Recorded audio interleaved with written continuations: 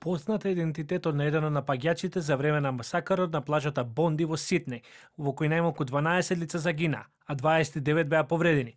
Станува збор за 24 годишниот афганистанец Навид Акрам, кој според информациите живеел во југозападниот дел на Сиднеј.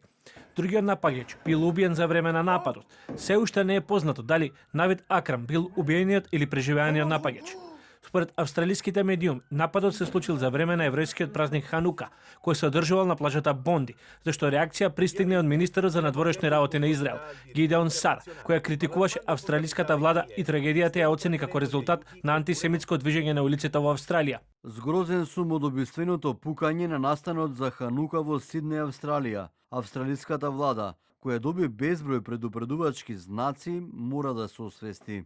Со реакција се огласи израелскиот претседател Исак Херцог, кој нагласи дека пукањето на плажата во Бонди представува напад врз еврејската заедница. Во овие моменти, подлите терористи ги нападнаа нашите сестри и браќа во Сиднеј, Австралија, во многу суров напад врз евреите, кои отидоа да ја запалат првата свеќа за Ханука на плажата Бонди.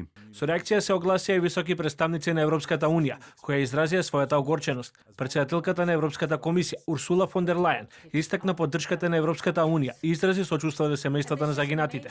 Шефицата за надворешни работи на Европската унија, Каја Калас, пак го оцени нападот како ужасен чин на насилство против еврејската заедница.